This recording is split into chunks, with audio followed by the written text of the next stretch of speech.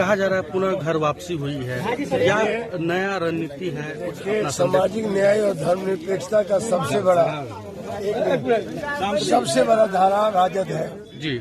हमने समाजवादी जनता दल डेमोक्रेटिक का विलय 23 मार्च को डॉक्टर राम मनोहर लोहिया के जयंती के अवसर पर किया। इसलिए पूरे बिहार में, खास करके यहाँ बिहार का एमएलए, सांप्रदायिक ताकतों का इतना मन बढ़ गया, आक्रामक हो गया है सांप्रदायिक ताकत, कि कहा जाता है कि माइनॉरिटी को वोटिंग राइट खत्म किया जाए। संविधान के तहत हमारा जो भारतीय संविधान है वो धर्मनिरपेक्ष है। हमारा भारतीय संविधान जिसका ओथ लिए हैं लोग, विधायक लोग को ओथ लेना पड़ता है मेंबरशिप बनते विधानसभा, और हमारा जो संविधान है लोकतांत्रिक है। हमारा जो संविधान है वो संजोग से समाजवादी राष्ट्र की परिकल्पना कर दी गई है 71 के बाद, संविधान संशोधन के बाद। ऐसे हालत में जब सांप्रदायिक ताकत इतना आक्रामक हो गया है जो पहले कभी नहीं देखा गया था, ये हम लोग के कारण आक्रामक हुआ। समाजवादी लोग बट गए, बिखर गए, अलग अलग हो गए कुनबों में।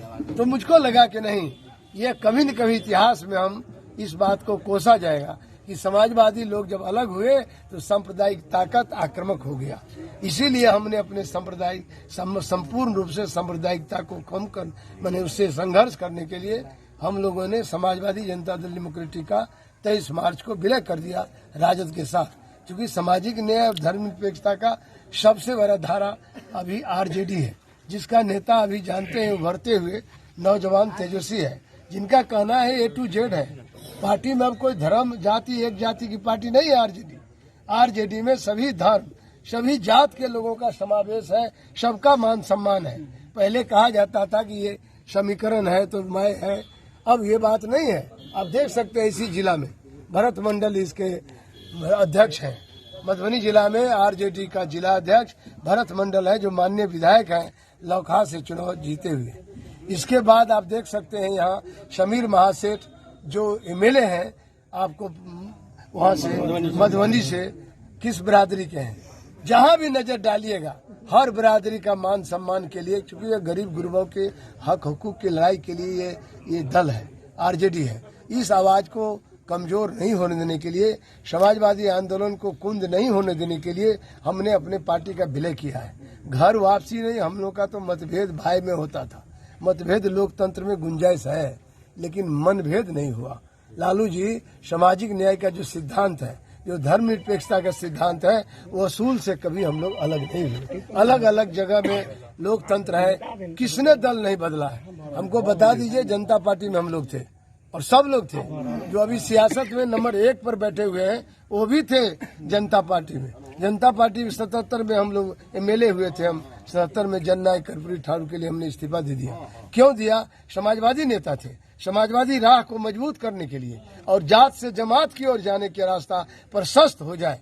क्योंकि डॉक्टर राम मनोहर लोहिया का ये परिकल्पना था कि जब बहुसंख्यक आबादी कम आबादी वालों के लिए खाद बनेगा तो समतामूलक समाज बनने का नींव उसी समय डल जाएगा। तो मैंने नींव डालने का काम किया है। यहाँ अभी एक जाति का सवाल नहीं है, सब लोग मिल के हैं। आप देख ही रहे हैं, जाति बिरादरी होता तो आज जो माहौल है चुनाव का माहौल मेराज आलम का, ये मेराज आलम सामाजिक न्याय और धर्मनिरपेक्ष ताकतों का ही उम्मीदवार नहीं है, बल्कि यहाँ वामपंथी दल का समर्थन है। सभी पूरा वामपंथी दल का समर्थन है। राजद के अधिकृत उम्मीदवार मेराज आलम है।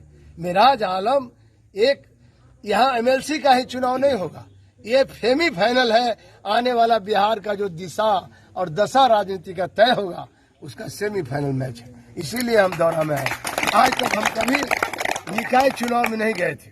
हम लोग तो मास चुनाव लड़ते थे, लेकिन निकाय चुनाव में इसीलिए आए हैं, यहीं से हम लोग समाजवाद का नींव डालेंगे और हिंदू मुस्लिम सिख ईसाई सबकी एकता का मजबूती होगा और सब धर्म के लोग, सभी बिरादरी के लोग, सभी जाति के लोगों को मान सम्मान रखने के लिए, उनके हक हकूक की लड़ाई लड़ने के लिए आरजेडी को मजबूत करना जरूरी है। इसीलिए हमने किया। और आप जानते हैं कि अभी जो चुनाव मैदान में लोग बहुत आजकल देखे होंगे, बड़ा हल्ला हवा मारता है। हम तीसरा धुरी बना रहे हैं। जब लोकनायक जयप्रकाश नारायण ने भी कहा था दल विहीन लोकतंत्र हम चलाएंगे, नहीं चल पाया। उनसे बड़े आदमी क्या है लोग, तीसरा धुरी बना लेंगे। कभी नहीं बनेगा। दो ही धुरी है देश में राजनीति का, एक एनडीए है और राजद जो हमारा वो अधिकृत उम्मीदवार है जिसको वामपंथी दल का समर्थन है। यही दो धारा होगा। जब बिहार में राजनीति होती है या देश में होता है तो यही दो धारों में दो ध्रुवीय राजनीति होती है। तीसरा धुरी कैसे बन जाएगा? तब नारा देते हैं लोग हम लोग निर्दलीय है। याद करिए जरा, जिस जनता ने वोट दिया है उसके दिल में राजद है, दिल है राजद का। अब हो गया निर्दलीय। समय बस ऐसा भी चर्चा है झंझारपुर लोकसभा से वरिष्ठ राजद नेता को पार्टी से निष्कासित किया गया है, इसलिए मैं तो उस पर कोई प्रतिक्रिया नहीं करना चाहता हूं। नेता हो तो चर्चा भी की जाए।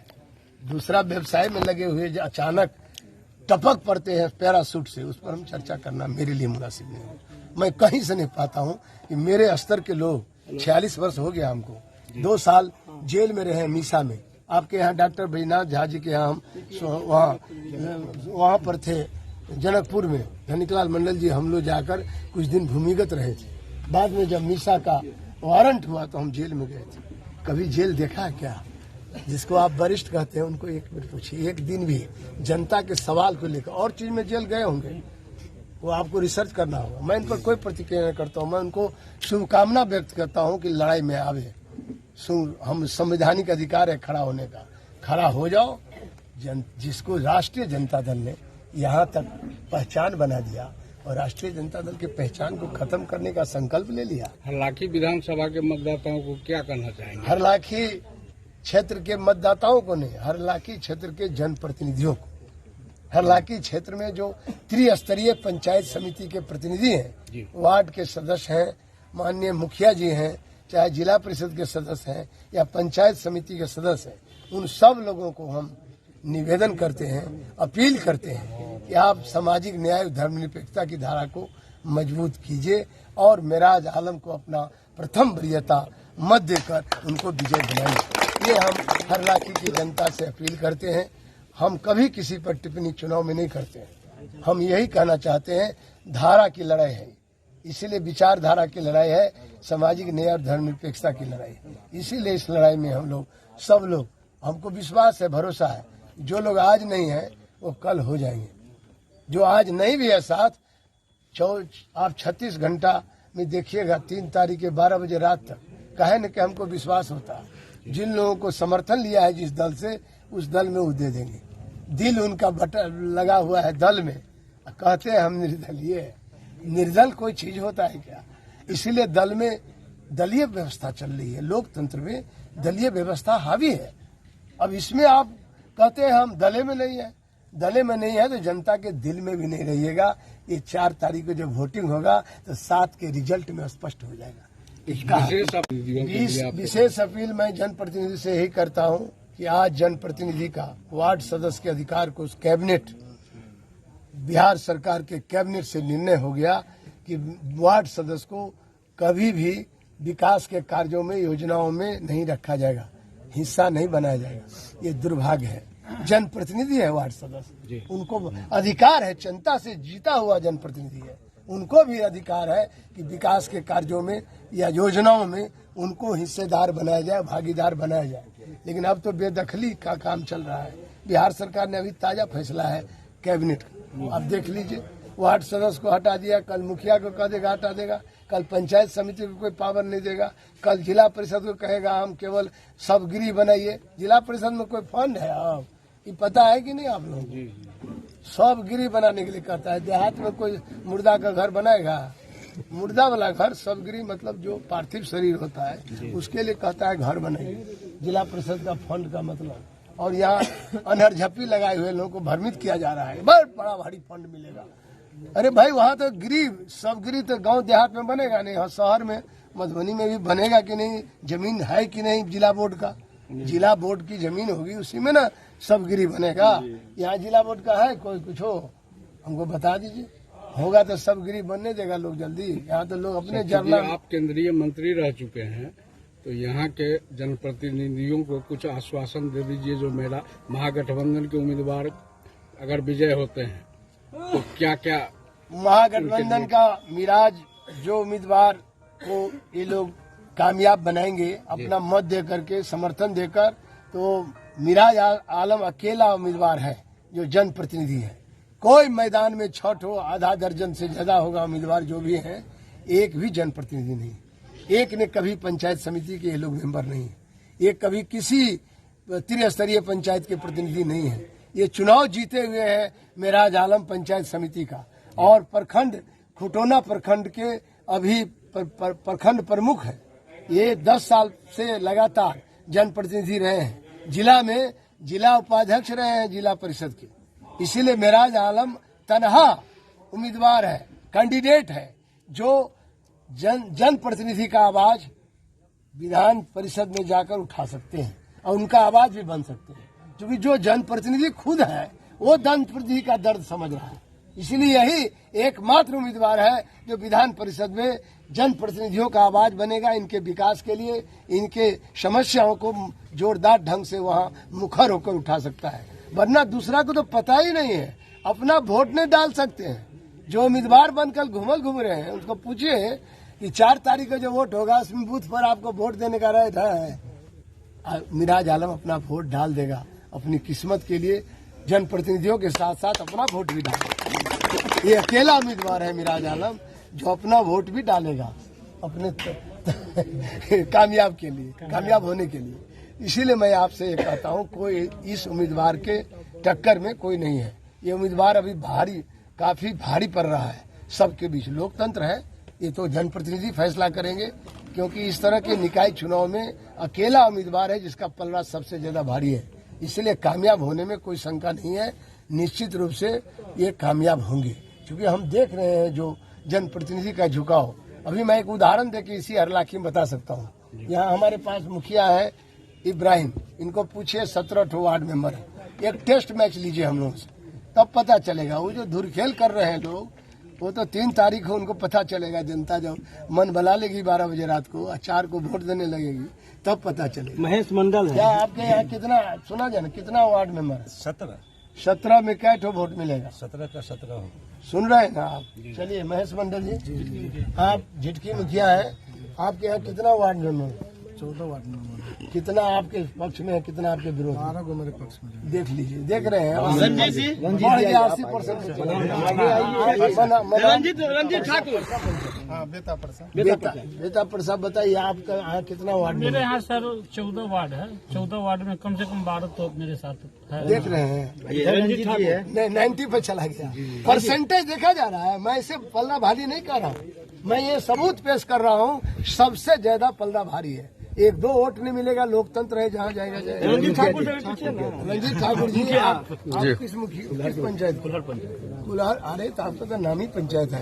आपको कितना है ward member? 16 ward member. 16 ward member. अब कितना मिलेगा उसमें? आपके पक्ष में कितना समझ? 14 तो मिलेगा। आप देख लीजिए, सभी जा रहे हैं 90%। अब आप समझिए, जो 90% वोट जिनके समर्थन में है, उस उम्मीदवार को कोई गुंजाइश है कभी कामयाब नहीं होने से? कोई रोक सकता है क्या? लोकतंत्र है, मालिक तो यही लोग हैं, जो वार्ड सदस्य है, जो मुखिया है, जो पंचायत समिति सदस्य है, जो जिला परिषद, ये लोग हैं। इसीलिए संख्या के सवाल पर लोकतंत्र में संख्या देखा जाता है। संख्या का बल है मिराज के पक्ष में, इसीलिए जीत सुनिश्चित है। अध्यक्ष जी पंचायत समिति है इनका रामचंद्र शाह जी से पूछिए, पंचायत समिति के बिसौल पंचायत के हैं, इनको पूछ लीजिए। एक तो पंचायत समिति रहने दीजिए। 14 ठो है अभी, 17 आदमी है एक साइड। रामचंद्र शाह जी बताएंगे। 24 में भी 16 पंचायत समिति हम लोगों के साथ है, महागठबंधन के साथ है। अब देख लीजिए, हमारे पंचायत में जो वार्ड मेंबर है, हमारे मुखिया जी भी हमारे ही पैनल के हैं, हमारे ही गठबंधन वोट करेंगे। 17 मेंबर है वार्ड सदस्य, उसमें 14 फाइनली है, मिराज को वोट करेंगे। मेरे पंचायत चले गए लगभग 75 से ऊपर चलेगा। 80% उधर तो 90 है, इधर 80% है। कलना पंचायत में भी 16 है, उसमें 13 गो फाइनल है। देख लीजिए, आप खुद जज करिए, मैं कुछ नहीं कहूँगा। ये खुद जनता के प्रतिनिधि बोल रहे हैं। त्रिस्तरीय पंचायत के प्रतिनिधि ही बता रहा है कि इनका क्या मैंडेट है, कहाँ जाएगा, इनका समर्थन कहाँ? 18 वार्ड में कौन पंचायत? पंचायत इधर आइए, क्या नाम हुआ? जी मोहम्मद साबिर। अरे तो आप ही लोगों से बात करना है। मोहम्मद साबिर को कितना आपके 18 वार्ड है जिसमें 16 वोट होगा। देख लीजिए, इधर चले गए फिर 95% बढ़ता जाएगा, घटेगा नहीं हम लोग।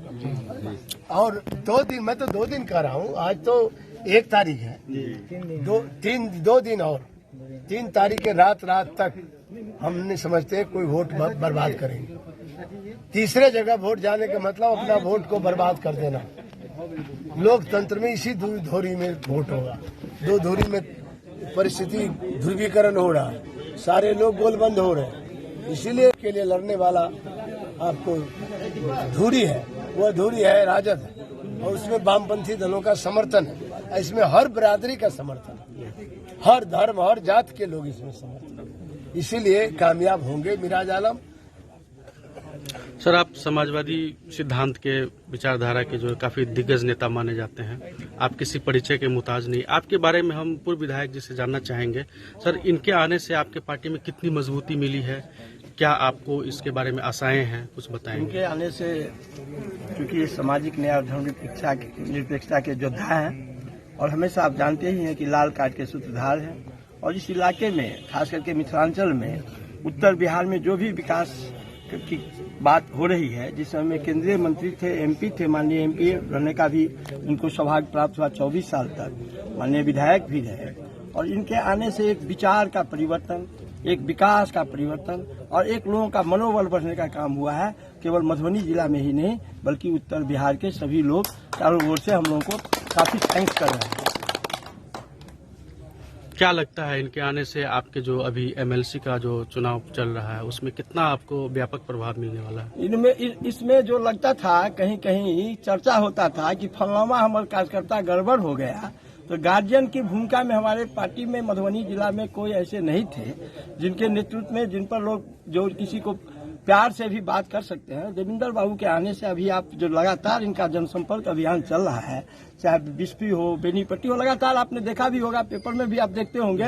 उससे आने से सभी लोग जितने भी है, सब चौक चौबंद हो गया है, सब गोल बंद हो गया है। और अभी आप चारों इलाके में लोग कहता है कि मेराज अहमद का मुकाबला किसी से नहीं है, मेराज अहमद काफी आगे चल रहा है। और यही कारण है कि देवेंद्र बाबू के आने के बाद एक नया माहौल बना। जिस निर्दलीय की आप चर्चा करते हैं, वो बेचारे तो उनका तो लगता है कि कहीं अब चर्चा में भी नहीं है। आप पर्चा भी बांटने के लिए जाते हैं तो बड़ा छुप करके जाते हैं। आज भी हरलाखी में पर्चा जब बांटा जा रहा था तो पर्चा लेने वाले लोग कहते थे कि वोट कहाँ है। यही हो रहा है, यही देवेंद्र लाल यादव जी के आने से, पदार्पण से इस तरह का माहौल बना है। जनप्रतिनिधि का हेड है पंचायत समिति।